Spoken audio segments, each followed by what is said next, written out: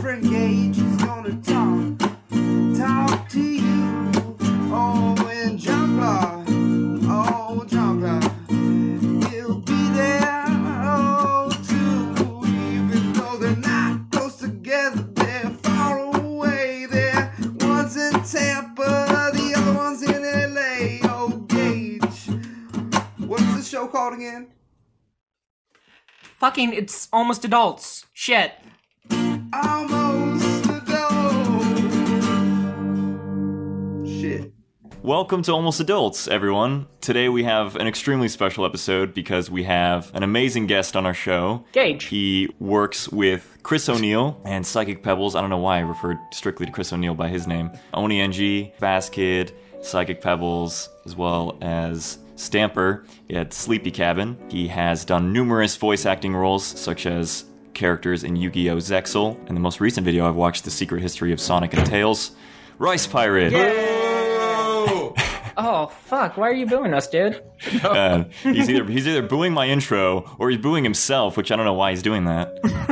So, no, thank you. That was a very polite and thorough intro. I think of all the appearances I've made, you probably knew more about what I did than most people, so I appreciate that. Well, I have to say, you are one of the individuals that has most inspired me to take up animation, so I have immense respect for you. And I also have to ask, how would you like to be referred to in our show? Ricepirate, Mick?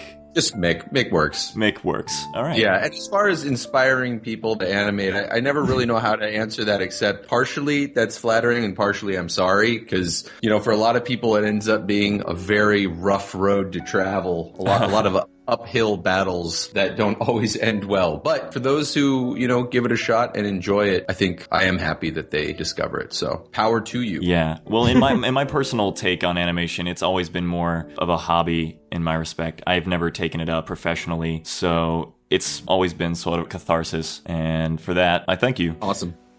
You done yet, Jean-Claude? I'm sorry, I'm done Can we talking. continue with the I had podcast? to gush for the first few minutes. That was it. It's out. I like gushers. It's all right. It's good. They're the best snack around. Yeah. Oh, is that what you're talking about? Yeah, okay, yeah, that.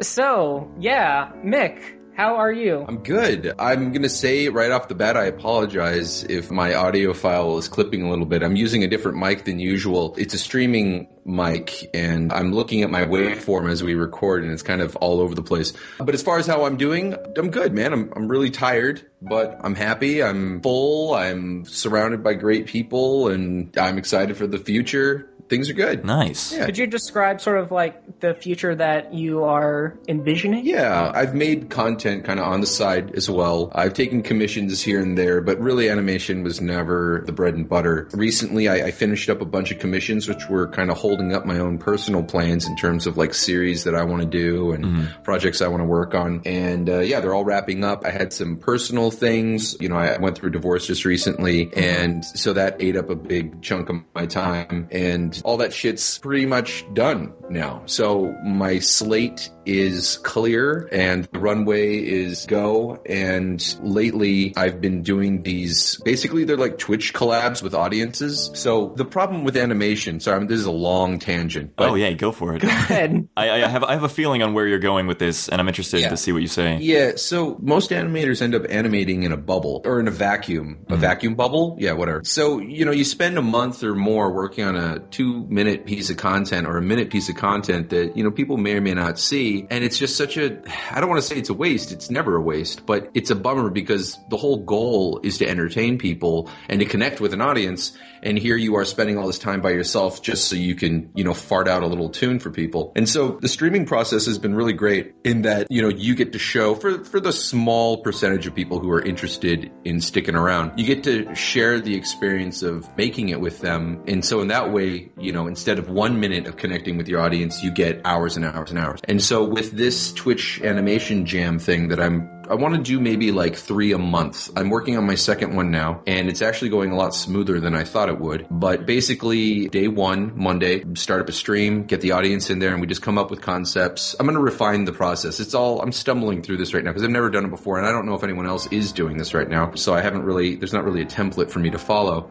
But basically, that first day, we spend like 6 hours, have some drinks, hang out, talk about concepts, write down ideas, and then the goal of that stream, at the end of that stream, stream is to have a rough script ready to go. You know, concept, characters, script. Right. And then the next day, Tuesday, I run to the Newgrounds office and I record the lines in the booth. And then what I stream that night is the soundscape editing process. So, you know, getting the right voice clips, getting sound effects, getting music. And at that point, you're still kind of tweaking the jokes. You're still tweaking the story a little bit. It's pretty malleable even at that point, even after you have a script. You know, sound effects affect how things turn out and, you know, how you want to tweak things. And then by the end of that day, Tuesday, the second day, we've got our sound for the cartoon.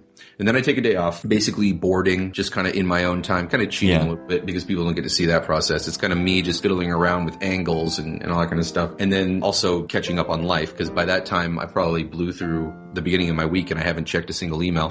And Thursday is basically the animation day. That's the big animation day. So far, the first animation day was like 12 hours stream. And then this last Thursday was a 10-hour stream. And most of the line art, the keys at the very least get done, but the line art pretty much gets done for most of it. The problem though is that I always wanted to do 5 to 15 second long cartoons. That was the goal. Or you know, whatever, 10. I was just about to ask, like, how long do you expect these cartoons to be? Yeah. I mean, you know, they're like pretty much monochromatic, 1-2 color, whatever. And I'm aiming for, you know, 10 to 15 seconds, but it just never happens. What's your swearing scale on this? Is this Peggy 16 or is this anything goes? This anything goes. Let it rip, Mick. Oh, well, now you're in trouble. No.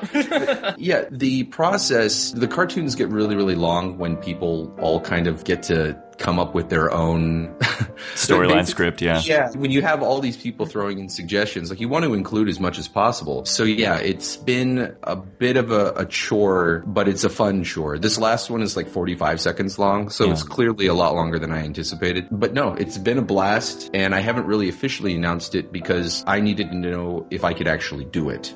The concept seems fine, but you know, a lot of people are very ambitious when it comes to their projects, and my biggest fear was that I was going to promise people these weekly cartoons, and I'd sit down and after the first day be like, fuck this, especially if you get an idea that just like you start off loving and then halfway through the creation process it just turns to poop. See, that's, I think, kind of the glory of this short form kind of quick, you know, just burn through it kind of method, is that you don't really get the fatigue that you would get if you were sitting there fine tuning something, because you're on a clock. You know, the decisions we make out of not only efficiency, but kind of spur the moment, what feels right, just like your gut reaction, you know. And I would say 50% of the time it's right. And then, you know, the other 50% you look back and you're like, what the hell was I thinking? I mean, the first cartoon is a half merman Rob Schneider, you know, comes out of the water, and then homeless Adam Sandler and fucking Blart Mall Cop comes out in a dress, and, you know, he fucking breaks his neck and drops him back in the water, and then, you know, Kevin James farts. You know, it's just like, that's amazing. Well,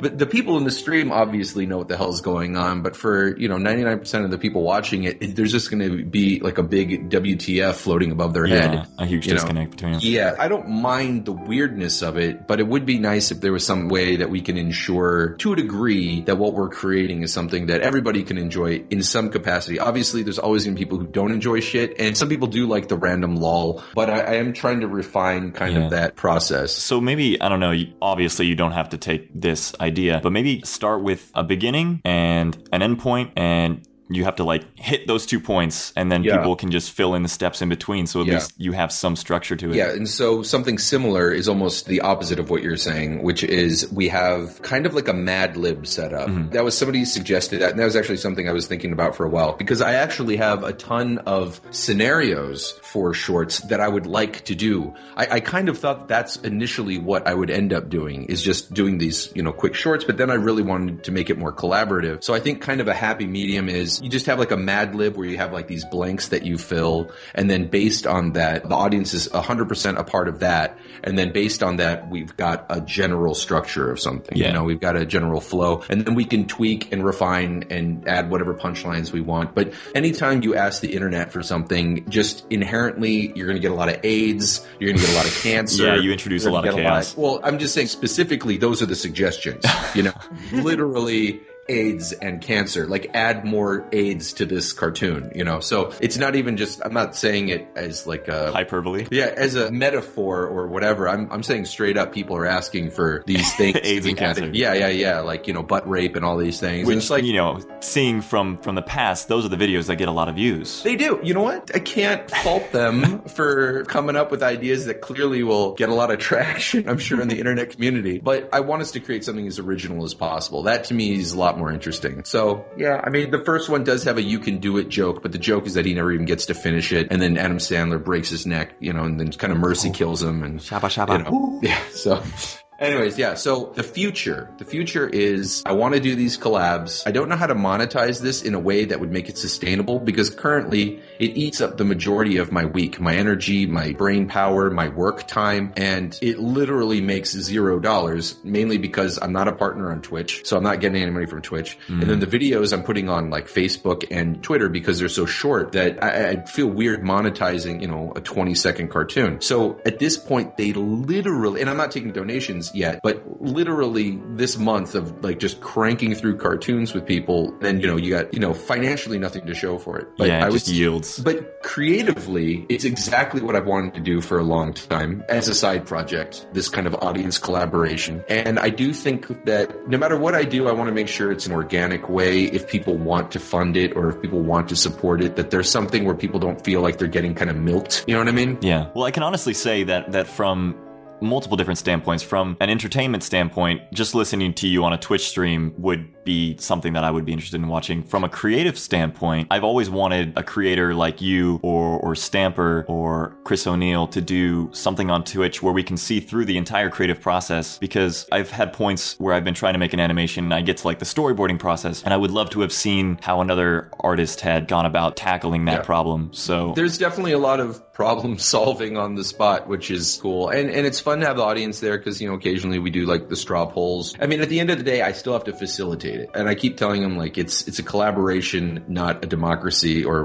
whatever you want to call it. It's not like everybody gets a say. At the end of the day, I have to make a decision. And sometimes it will go against the popular opinion. Very rarely, most of the time, everything that's, you know, the majority is asking for ends up in there. But yeah, no, it's been good. But I think that at the end of the day, making these things, finding a way to make it sustainable is the goal. Because I love doing it, and I think it's really fun, and I think it's really fun for the people who are involved. But fun doesn't, you know, it could be fun, and I could be sleeping in a fucking gutter tomorrow, you know. So it's kind of like, how do you make it make sense? And like, if I do donations, like I would not want them during the concept streams, because I'm already thinking like, oh, well, people are going to start dropping money because they think that's going to make their ideas climb to the top or something like that. And I don't want it to be a pay to play kind of shit. It's like, if people want to donate because they think it's cool, that's awesome. So maybe during like the 12-hour animation stream, maybe during the sound one, but you know, the moment you start taking money, I'm just trying to think of it as thoroughly as possible before I open the floodgates, you know, because I haven't announced it on YouTube yet. So yeah, as soon as I do that, I'm curious what the numbers will be and if the chat gets a little bit insane in terms, because right now it's only like 100 or so, like 120 people stop by. Yeah. So it's a nice small group of people. It's still enough where we constantly got some activity, but it's also small enough where, you know, I can see what people are actually saying. My concern is that if we get like 1,000 people, you know, obviously it's very ambitious, but if 1,000 people show up, it's like, what the fuck? I'm not going to be able to fucking read any of this shit. Like at the very best, the straw polls are going to have more results maybe, but I don't know. I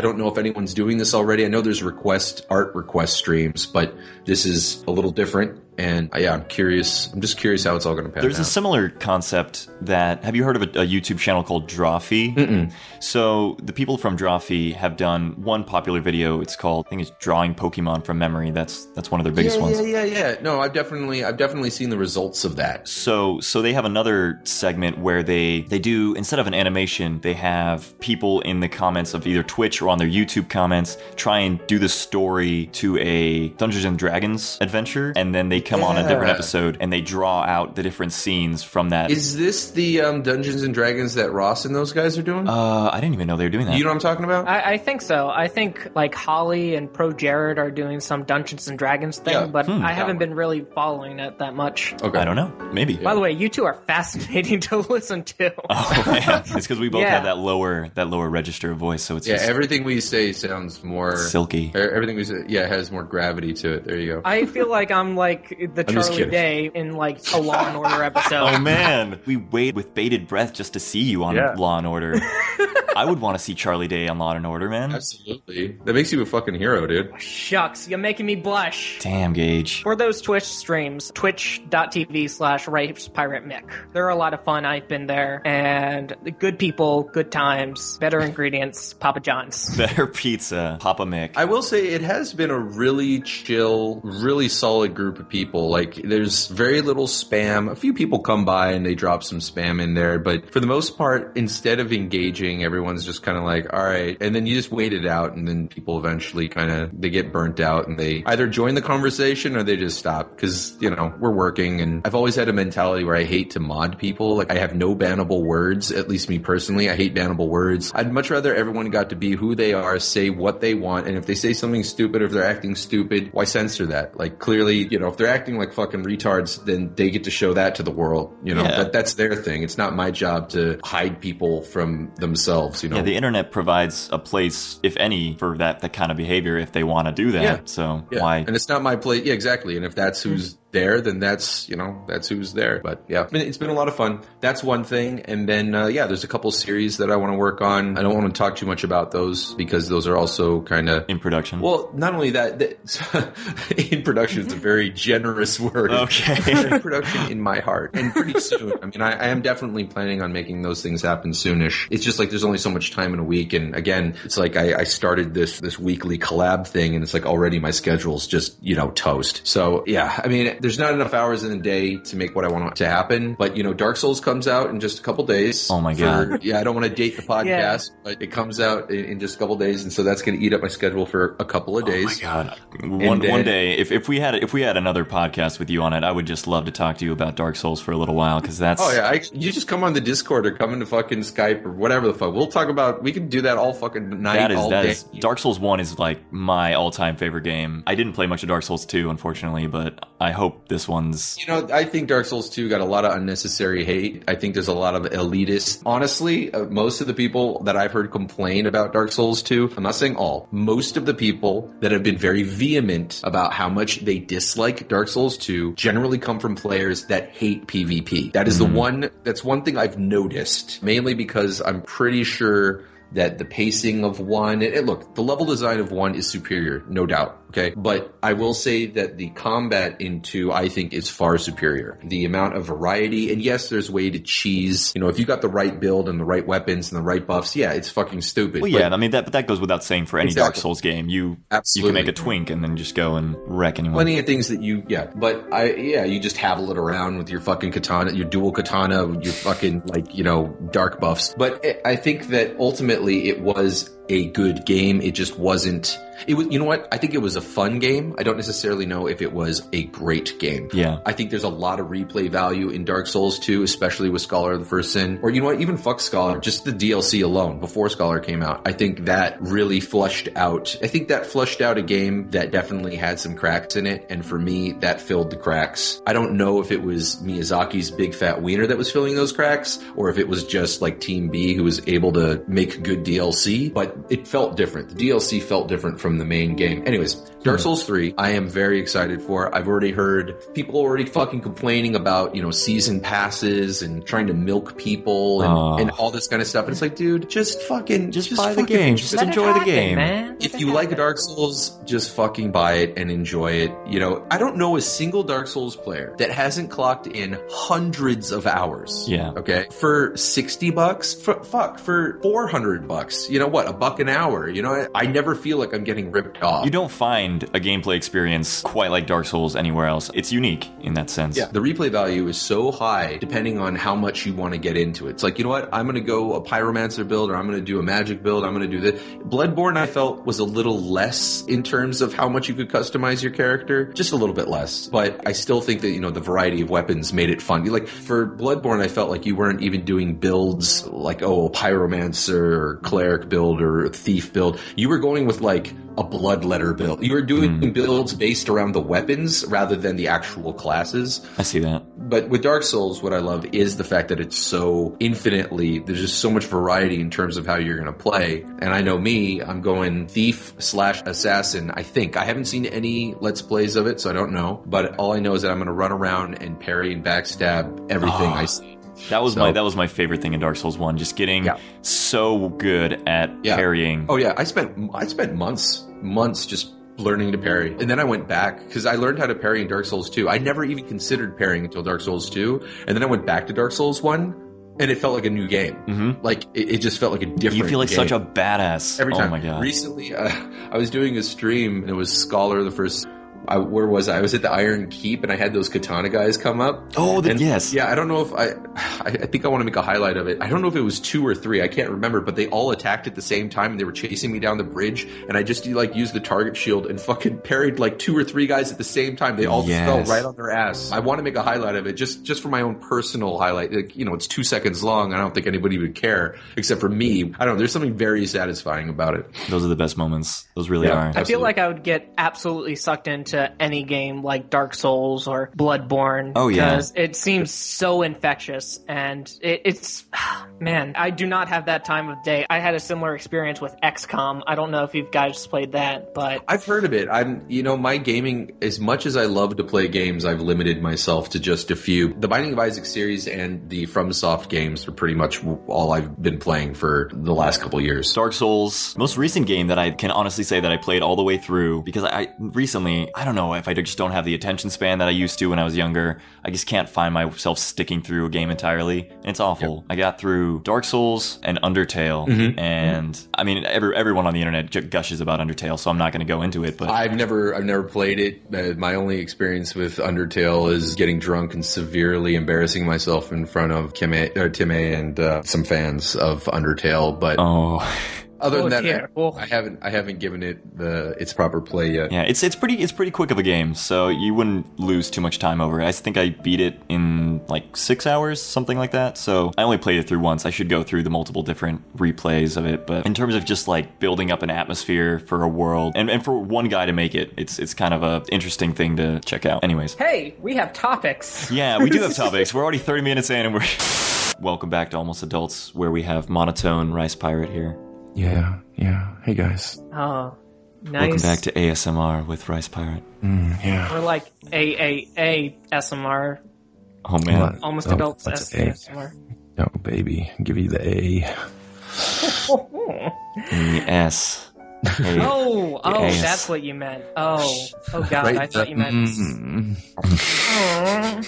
Did you ever take acting courses? Well, I went to NYU for acting school, yeah. Really? And I also trained at Edge Studio. My teacher was a guy named Jay Snyder, aka Dan Green. Dan, I think, was that's his stage name, but he was Knuckles in the original Yu-Gi-Oh! And oh, shit. Yeah, so Dan Green's been around a while, and he's done a lot of stuff, and I was really lucky to have him. He's an amazing man. Yeah, he's an amazing guy. He's gone through some shit, but he's pulled through, and I was very lucky to have him as a teacher in New York. Did you go to Tisch then? I did, yeah. You did. I was in Atlantic, but Tisch is just their entire art department, because there was a couple of schools. There was Tisch, there was the General Studies, which was I think that was CAS, and then Stern was the business school. But within all of those, they had their own kind of subsets of stuff. Did you go for graphic design? Because I was always under the impression that you were strictly a graphic designer. So I went to school for acting, and in between acting, I did graphic design. I was kind of there's a Far Side panel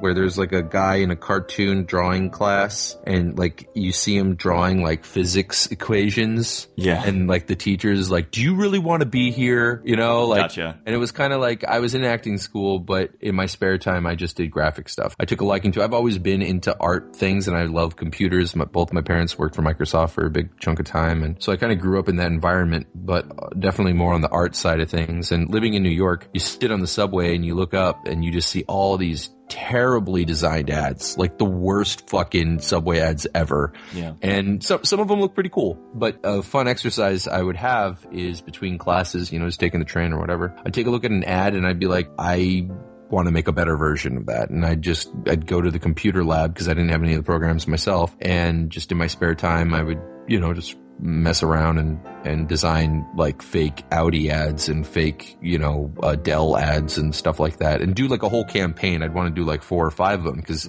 on a train you always see like 4 or 5 of them, and so I kind of just did that for fun. And then I ended up doing some like promotional materials for shows, like local shows, some like off Broadway stuff, the school shows, which there were a lot of student directed ones. So I do like posters and postcard designs for those guys too. Nice. And it started all pro bono, just like, just a way get to your name out there, get yourself known.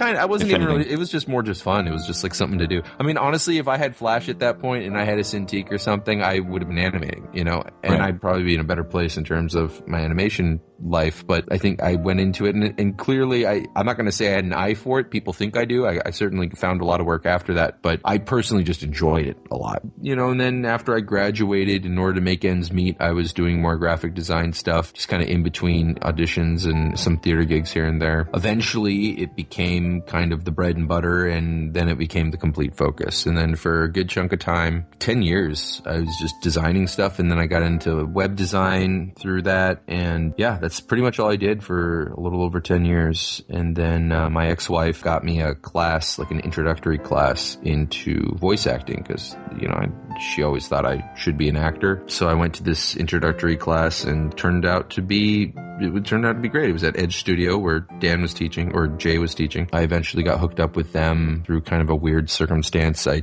was sitting in the lobby, and one of the ladies was working on the website for the company, for the studio, and she was having problems with tables and cells. And if you know anything about web design, that's how dated my shit is, okay? Oh, damn. So tables and cells, this is old shit. And you know what? I don't blame her. That shit was a little confusing, just in terms of if you try to use like Dreamweaver or some programs, it would like automatically try to adjust things for you and always inevitably fuck everything up. I have a buddy that works in like a label production company, and that shit is like, the reformatting that programs do is the worst. Yeah, so and that's why when I do a website, I do it in Notepad. Like I don't want anything fucking trying to automate my process. When I say Notepad, I used to use Notepad, now I use Sublime Text, and that one has some shortcuts. So like if I open up like an A tag, like an href tag, like a link, it'll close it for me automatically when I end the line. So there are shortcuts in that it speeds up the process of writing code, but it's not like an interface where I'm like dragging boxes around and it's trying to like snap to different things, I'm sure. Anyway, she was having a problem and I helped her out, and then shortly thereafter I was doing web work for them. We traded it for a demo. Oh, cool. Did some classes. But then there was so much web work and then also design work, so then I started doing promo stuff for them and their business cards and everything, that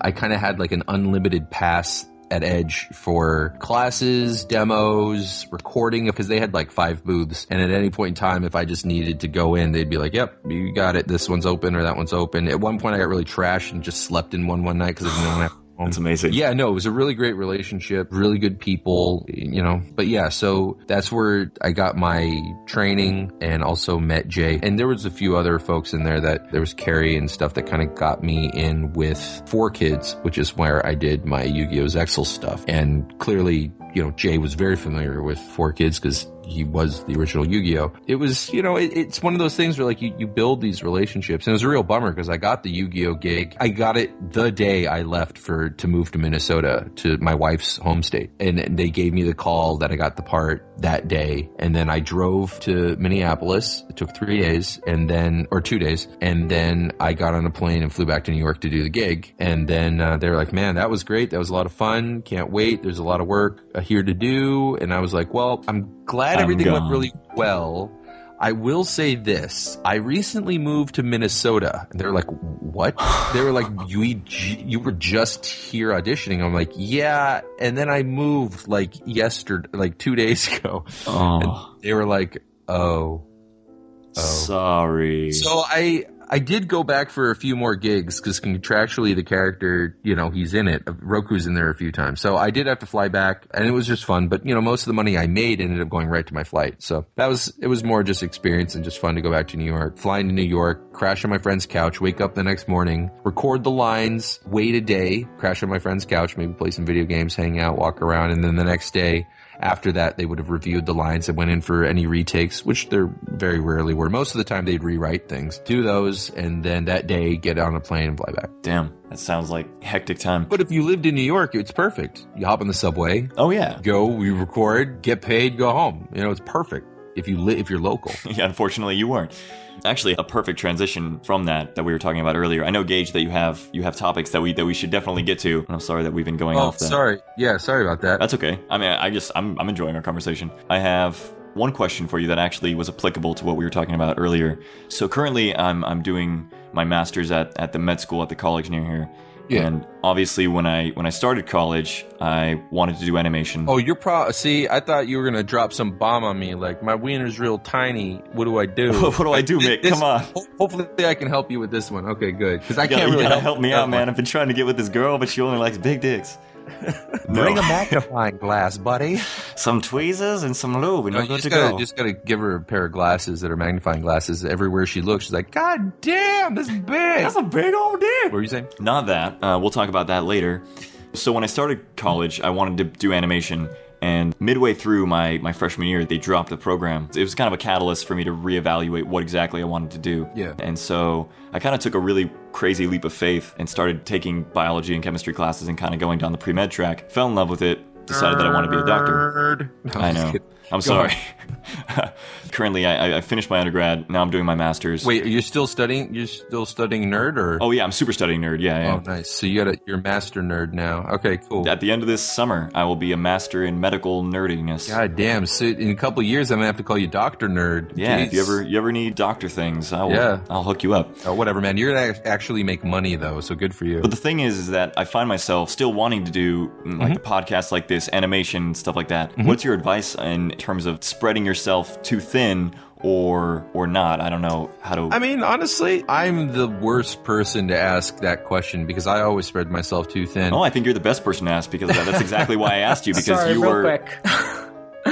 You sound good now. You're not clipping. Yeah, you're not flapping. Yeah, because my thing was on mute. Oh, we were wondering why you weren't talking to us this whole time. Yeah, I'm sorry. I was like, hey, could I get a real quick interjection? And you just kept talking, and I'm like, oh no. Oh, they're assholes. No. Now the flappy thing's gone too, though. Yeah. Oh, I think you just had to okay. reset your mic. Yeah. Real quick, how long were you there at Edge Studios, Mick? I trained at Edge I trained at Edge on and off for maybe a year, but my relationship with them lasted, I don't know, 5-6 years. I mean, I still talk to Edge. I don't want to name drop just in case, because my life path and the things I say, people don't necessarily want them associated with them. Well, come on. I talk about like fucking pussy farts and all this other shit, and this guy's running a business. So exactly. No, I completely understand. I agree. Sorry if I snickered. That was unprofessional. You snickery diddle. But yeah, I was with them for a while, clocked several hundred had to have been even more than that, hours of just recording time in the booth with them, which really helped a lot. Sorry, tangent. The one thing I will say, besides being a good voice talent, quote unquote, besides, having funny voices or, being consistent in terms of your character, all that kind of stuff, I would say the number one thing besides that is being able to work efficiently with your engineer. The engineer gets very little credit. You very rarely hear about the engineer. They are the ones recording you. They are the ones who are editing you. They are also the ones who make you sound good or sound like shit. If you are giving them a hard time, they will not go the extra length. And if you can respect them and have a good rapport with them, you have time to laugh and you have time to work, which is a very delicate balance because most of the time you're on the clock. They're clocking you. So you can't just sit there and fucking, whip your dick out and tell jokes all day. You got work to do and they know it too. If you can do the takes and you're knocking them out because you're being professional, not apologizing, that is the number one thing that will just eyes rolling all over the fucking board. I mean, just people will want to fucking punch you if you just sit there and apologize for a mistake. If you fuck I do that all the time. Yeah, you can't do it. You can't do it when you're on the clock. No. You're wasting everybody's time and they know it. You do the line. If you fuck up, if you hear something, I would just stop and I would do it again. Or if we're dubbing because they're actually running the film, I'll just say, can we take it back? And, so a lot of times you just got to be as efficient as possible. And then between the takes, like when you're, sometimes they're adjusting things or whatever, or there's a tiny little break, that's the time to be conversational. One of the things a lot of people do, and I've sat in on a bunch of recordings because a lot of times I do gigs that had other people in it. So we kind of rotated through the booth. And a lot of times people get nervous and they will try to almost delay everything by talking, or they're trying to be friendly, or they're trying to be conversational in order to kind of like lighten the mood. What, to kind of like pad, like put some padding around? Exactly. And I think for them, it's mostly like, it's almost, I think it serves a couple of purposes, but the number one purpose it seems to serve in those circumstances is easing their nerves. Like, they seem nervous, so they want to talk. I think it's fine to be nervous, but I think it's a lot more effective. And I've been nervous too. I'm nervous all the time, but I think it's a lot more effective to just get into the work rather than sit there and, you know, stand by the edge of the pool, like talking about diving in. Just fucking just go in. Just go. Don't hype it up. And if you fuck up, great, go back. And then eventually you get comfortable. You know what I mean? Like, the water that's super cold that was giving you shivers, your body adjusts. You know, now it's fine. Anyways, yeah, as far as the booth is concerned, that engineer, man. Like, the engineer is absolutely key. Director is great. You know, they're obviously someone you want to impress.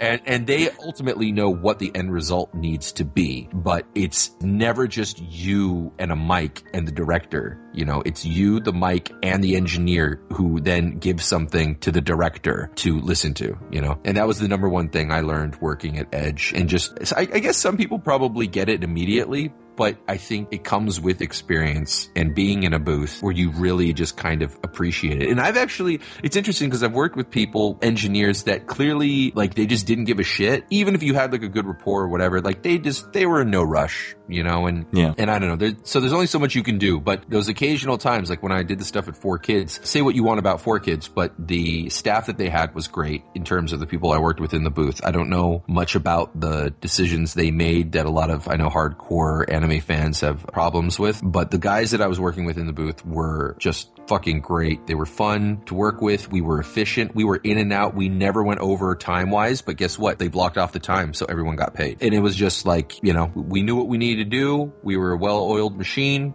And then it was fun. So yeah, it's sad to hear that a company that you can be the most efficient company and have the best rapport with your clients and that kind of thing, and yet still get flack from your viewers and things like that. But that's like any bad movie, right? Or not any bad movie. A lot of bad movies are well produced. They got great costumes. In some cases, they even have great actors. The sound design's good. You know, the cinematographer did a really good job with colors and shots and all that. But for some reason, this movie just fucking sucks. You know, like, it's just, and it's not their fault. Like, the people working on it didn't suck. It was the people making decisions at the top that weren't making the right decisions. And again, I don't know much about the 4Kids thing, so I'm not going to trash them. But clearly they made mistakes I mean, as far as the audience was concerned, clearly they made mistakes. So I would not fault the people who were, you know, doing the work, or the people I worked with specifically. And I'm sure that happens in a lot of different scenarios. I mean, the best analogy that I can compare that to, in what I understand. So I work in a clinic in the mornings,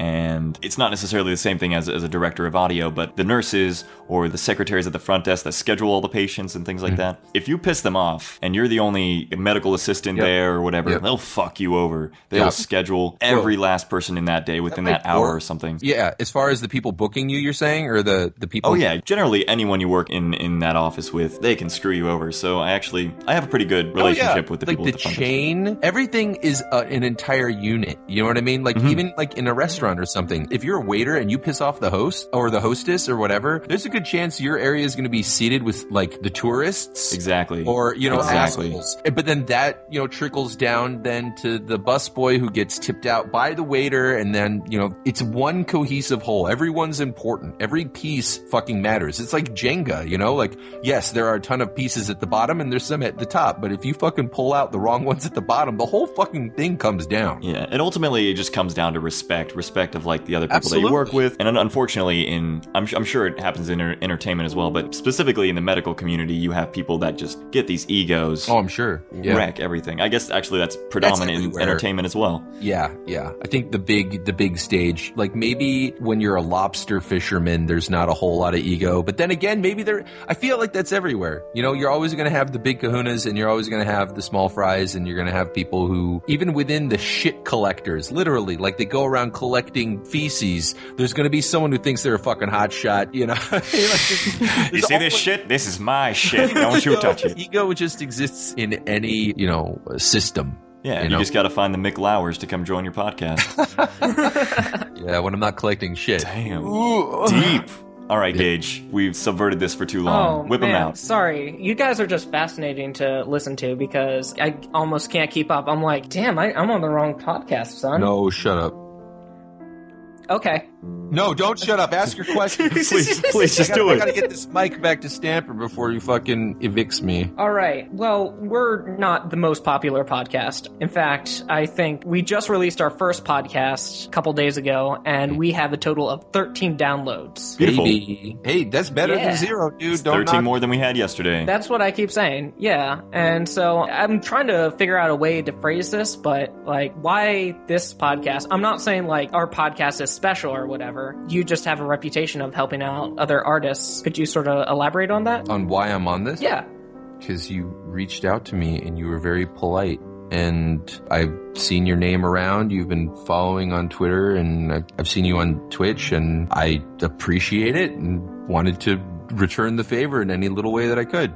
I don't really know. Okay. It's not really a fucking secret. Like, I fucking Googled your podcast and it like came up for one. Just, I appreciate it. And I mean, obviously I can't do it for everybody if everybody wanted to record a conversation, but it sounded like you were taking it seriously. And so, you know, if you're taking it seriously and you've been a longtime fan, then, you know, if I can, I will, you know? Yeah. Thanks, man. I was actually talking with some friends this week as we were coming up to this podcast and just thinking about how you got into the animation community and how you started getting your reputation going around. It seems like you had a lot of helping hands and stuff like that through Newgrounds and just collaborating and things like that. So this might be a little bit of your way of giving back. Is that a... Yeah, I mean, I think it's all just cyclical. I mean, you know, I still offer voice work to a lot of people that, you know, that's not an open call to fucking ask me to do voice work.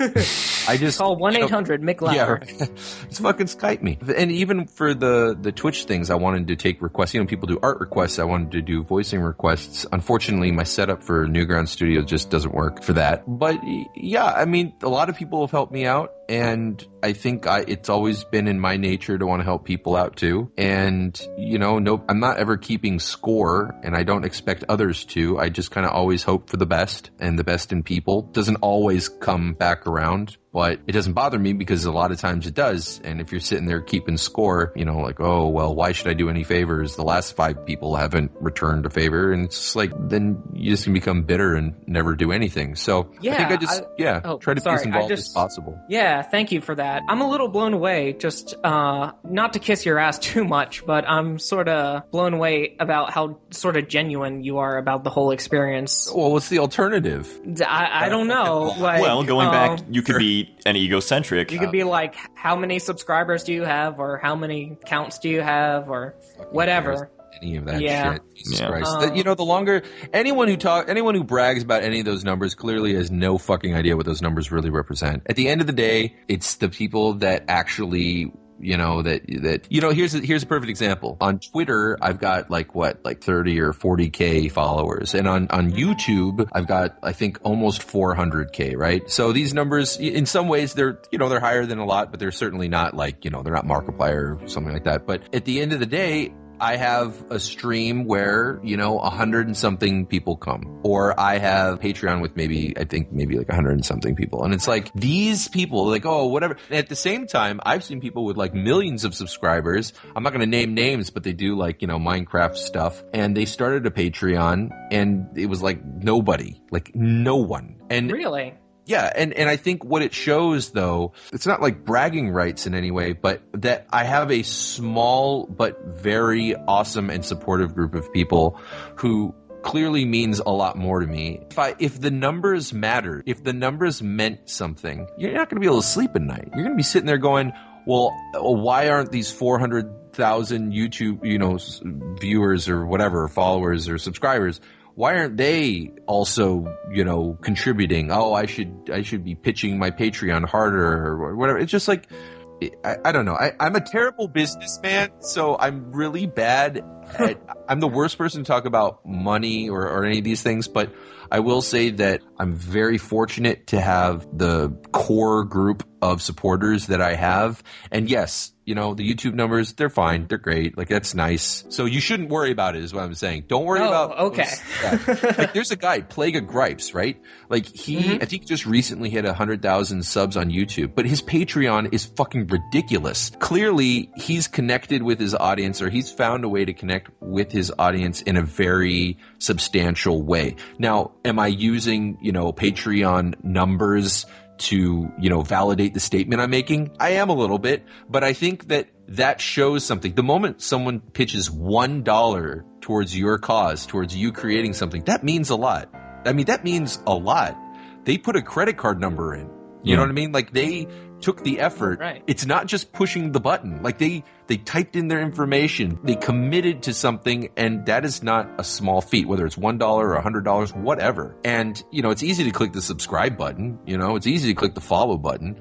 So that's why I think with Patreon, it does do a better representation. I think more than the dollar value would be the number of people that support you. Yeah, and it's the commitment to it, because it's not just That's $1. what it is. You know, if somebody committed, they wouldn't even have to commit money. If there was just like a site that said, like, I am a committed fucking fan. If there was a site, if you're going to quantify any number, that is the only number that I'd be like, holy shit, these are people that I want to have drinks with. These are people who know my work. These are people who, you know, if I make something that's stupid, they're willing to say, dude, that was stupid, but I can't wait for the next thing. You know, like, these are like core fans. And I've been so lucky that, like, with the Discord or with Skype, that I've been able to, like, hang out with them online. But then at MagFest, or, you know, some of them are staying at my fucking house on Pico Day. Like, I hang out with these people when I get the chance. You know, we have drinks, you know, they get me way too drunk before I do a panel. I get to eat with them, you know, or whatever the case, go on a road trip with them, work with them, collaborate with them. But I would have never known these people had I not had something like Patreon, where I kind of created this, you know, if you pay this much, then, well, actually, I think anyone who's a patron, doesn't matter if it's $1 or more, you become part of the conversation, like the Skype group or whatever. And it was through that I just met so many fucking awesome people. So I don't know. That was me rambling on just like how, you know what? No, it's because I that's get impassioned when I hear about, like, oh, wow, yeah, you got these numbers and here you are doing a podcast. It's like, none of these things, that 400,000 means fucking bullshit. What matters was having you in my Twitch and on Twitter talking and engaging. Now, maybe I'm not talking to you the whole time. Maybe I can't respond to every message, but then you reach out in an email and you say you have a podcast and you're taking it seriously and you'd really like to do it and all these things. And it's like, well, I know you're a fan, you know, and that matters. You're one of the few people that, you know, have been there and have been consistent. And it's like, any little thing I can do for them, obviously, besides making stuff or, you know, whatever, is something that I want to be a part of. So yeah, that's a long ass answer. Long, but it was eloquent. Yeah. Was it really? It was sub-eloquent. It was liar. God. Yeah, that's sort of one of the things I aim to do with this podcast, is to get sort of a loyal fan base, and maybe do a Patreon down the line, maybe not. I don't know how I feel about that, but I specifically reached out to you because I really respect what you do and the work and sort of the bullshit that you've been through, and thank you for coming. Yeah, dude. I came everywhere. Oh my god. Oh dear.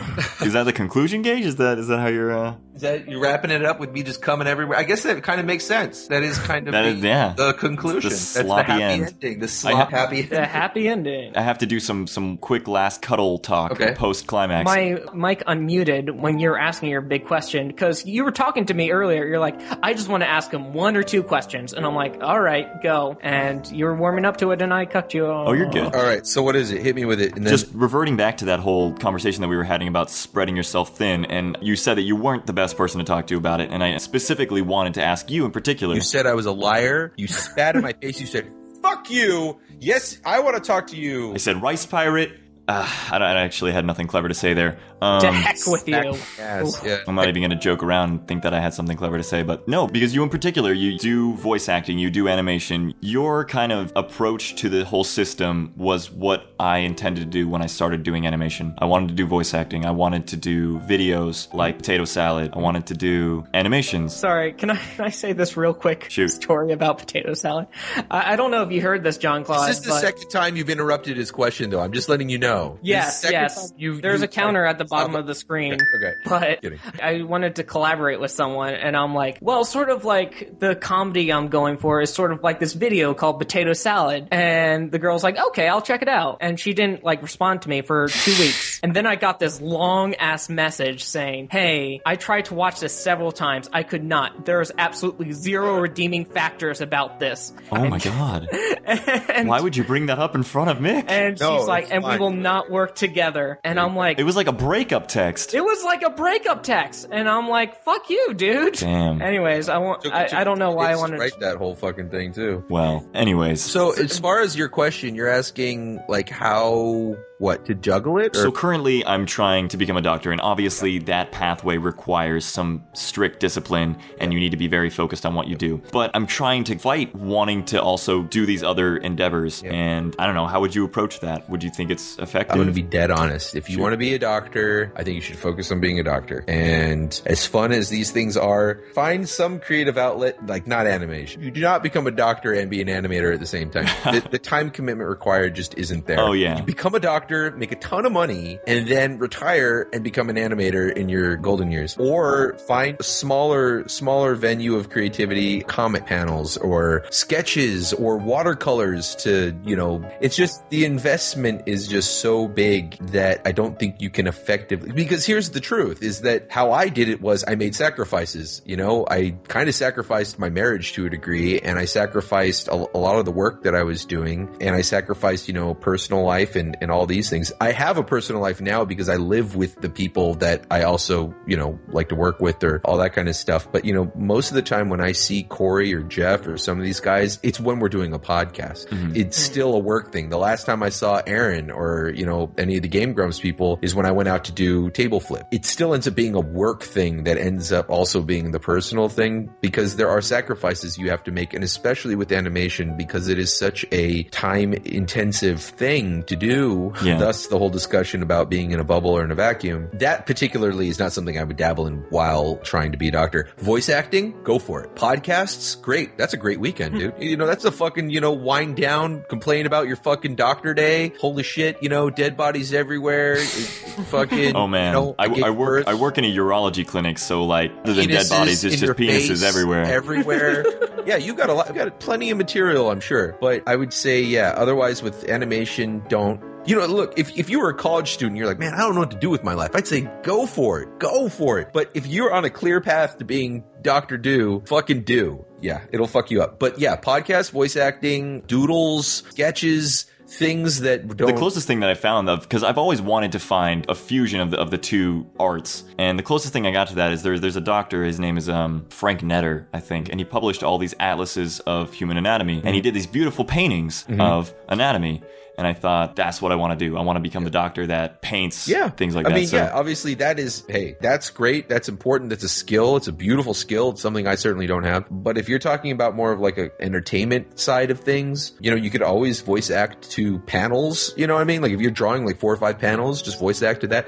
Any way to feel like you're sating the creative beast hovering over your shoulder, and that you're not like, oh my God, I got all this creative juice in my creative wiener, and I need to creatively ejaculate this creative cum everywhere instead of getting creative blue balls all the time, then, you just need to find a way that satisfies you. Maybe you don't get to have sex with your favorite movie star. Maybe you just have to jack off, but you still need to get it out, and you just need to find a quick, efficient way to do it. Oh man. Is Emma Stone still dating Andrew Garfield? Because I'd really... Oh my God, why do you keep bringing this up? He mentioned having sex with my favorite movie star, so... He wants Garfield's butt. Yeah, exactly. I want Garfield's butt, man. Emma Stone's got to get out of the picture so I can just get at that. That bitch to the curb. It'll be some clone city up in there. Oh, him and I walking around and be like, who's who? Does that answer a little bit? Yeah. I really appreciate what you said. I mean... Of course. I mean, you may be like, yo, fuck you, dude. Open up Flash as soon as we're done talking here and be like... I probably will. I've been doing a lot more in Photoshop, but I probably will do that. Probably doodle your face, but... I'm glad you brought that up, because I feel like sometimes I'm sort of dragging you into the creative thing, whether it's the Starbomb video or gauge your interest that I want you to work on. I always feel like I'm kind of dragging you off that path. No, you're not dragging me into it. If anything, you're giving me an impetus. Wow. Wow. Impetus is the word I'm looking Oh, for. that is not the word you use, buddy. To do stuff like Gage that. gives you impotence. You're a Trust me, doctor. Gage. You're going into urology. I know. It's not a word you can fuck up. Sir, we have to deal with your cancer with impotence. Wow. Oh my God. Wow. I've seen so many, oh my God, so many guys with impotence and Oh, the no. things I've had to do for them. Dark Oh, my days. Oh, God. Dark days. Wow. Oh, Dark there's some weird medications out there, Mick. I bet. Hey, before I jettison here, Yeah. I am curious. Is this true that there are dick pumps? Yeah. That they literally put like a pump in your dick? Yeah, and you yeah. played The it first like a Reebok pump shoe. 100%. Yeah, so my first day working at Wow, the clinic. That's I'm sorry, incredible. I keep on interrupting you. No, I will just continuously go wow and whoa and really. Yeah. So all the night first day I long. worked at the clinic, I work under a man named Dr. Boop, Boop, Boop. And one of the first patients I meet with, so I walk in Are wearing you my allowed to scrubs. say his name on a podcast? You might have to bleep that out. Maybe. I don't know. Yeah, considering this podcast has sure, a lot of I'll do that. pretty dark... Thanks, more yeah. work for me. Yeah, Thanks. Doctor. So, Dr. Boop, I'm this fresh little medical assistant walking in there in scrubs, not really know what I'm working with. He's like, hey, come in here, Jean-Claude. Let me show you something. Walk into this room. There's this 70-year-old guy, just kind of obese, sitting down on this chair with his dick whipped out. And the doctor walks up to him, just lifts up his balls. He's like, come check this out. Guy has a huge scar across his balls. And he's like, I put in this pump here. Kind of like one of those. He actually used the analogy of a Reebok shoe. Yeah. And he's like, this guy suffers from impotence, and I put in this pump surgically 2 days ago, and it started to heal up really nicely. But if I pump it like this, and he starts showing me, and this guy starts getting a pump boner right there. That's incredible. So yeah, And Mick, I heard they actually feel really good too for both parties. really, That's what I heard. I can imagine that it's like rigidity in the right places, I guess. Oh man, I hope I don't need a Reebok pump wiener one day. Yeah. You just named our podcast Reebok Pump Wiener. There's a bunch of medications that you can use against that. Do you work out? Yeah. Okay, just keep working out, eat healthy. You're not diabetic, no? You don't No. have like type 1 diabetes or anything like that? Yeah. No. So you don't have any of the counterindications to I did be smoke a lot. I did drink a lot. And I also did a lot of drugs. And I do sometimes, unless I'm watching like 5 guys nail 2 girls at the same time, sometimes it's hard for me to get really hard. But, you know, if I stave off the porn for at least a couple weeks, I'm set. I've actually been trying to stave off porn for a while now, and it's been doing pretty you good. know, bring works. that up It in really last- works. It really works. Yeah. It absolutely works. Yeah. 100%. And also, in regards to your smoking, there's actually a lot of studies that say whenever you discontinue smoking, so obviously smoking lowers your life expectancy. But if you discontinue smoking, you actually return to the same eventually, not immediately. Yeah, but the problem is that I'm vaping, and so I believe the problem is the nicotine stresses out your capillaries or something, and so whether it's in a cigarette or it's in vape, I mean, I don't have a high nicotine count in my vape, but I still vape like a train, so... It's not necessarily the nicotine. The nicotine's going to create the addiction. That's Right. where part of the problem is when you're stopping. The problem with cigarettes, mainly, obviously, there's a lot of ads that are saying, there's over 30,000 Oh, chemicals it's the in cigarettes. carcinogens and shit. Yeah, and carcinogens. Yeah. There's these... So, sorry to get... The last thing, I'm just going to talk about medicine here. Got it, doctor. So, Yeah, cells you're in getting your free lung... medical advice, man. You I should am. be paying us. Yeah, fuck you. so bacteria, right? They try and give you infections, and your body has to counteract that. So your cells in your lungs have these things called proteases, and they're enzymes that break down the cell walls of foreign bacteria. Now, they're also set up to not attack the self-cell.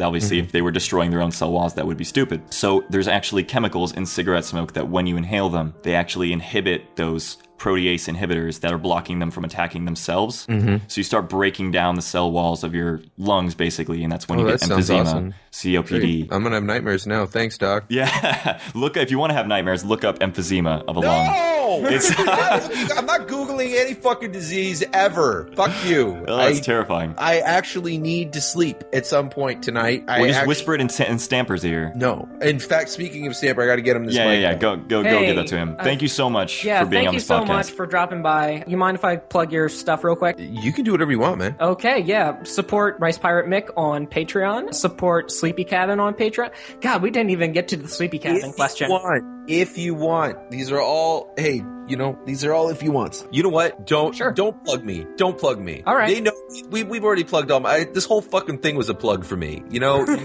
plug yourself and you get that podcast out, you stay consistent and you make this thing work. Yeah. We don't want your money right now. We would love to have your interest. Yeah. Just so, you can thank follow you so me on much, Twitter Mick. if you want. Once again. Maybe. I limit my followers very much. Oh no, I wasn't talking about you. I was talking about me. Yeah. Yo, yeah, you guys go follow this guy. At Gage Agnew, and the podcast is at Almost Adults Pod on Instagram and Twitter. Almost Adults Podcast at gmail.com is our email. Yeah, follow me at Wiener Doctor at Twitter. Wiener Doctor. No, you should plug your Twitch, man. At twitch.tv/premium muffin mix. Oh, yeah. Yeah. Do more streams, man. I'll join you. Yeah, I need to find the time. I really do. Yeah, when he's not busy saving lives and pumping old men's penises up, he's got to play some of his fucking Dark Souls. Yeah. But seriously, if you or any of the Sleepy Cabin people ever need any sort of, I don't know how much medical advice I can give you guys, but if you ever... Oh, I'll keep you around, buddy. Don't worry. If your wiener ever stops working, Mick, just come to me. That one time, I was on the podcast. Okay, well... You owe me. Give me medicine. You owe me. I'm keeping count of this one. Oh, okay. Just this one. But yeah, support Mick. I don't care what he says. Support him, because he does more than you know. You don't know him. All right, great. All right, Mick, go give your mic to Stamper. Oh, yeah. Thank you so much again. again. Thanks for having me on, guys. Good luck with everything. I'll see you guys online. Peace. Thank you, yeah. Come back anytime. You got Lemon it. lime. Oh my god, fuck you. I'm out.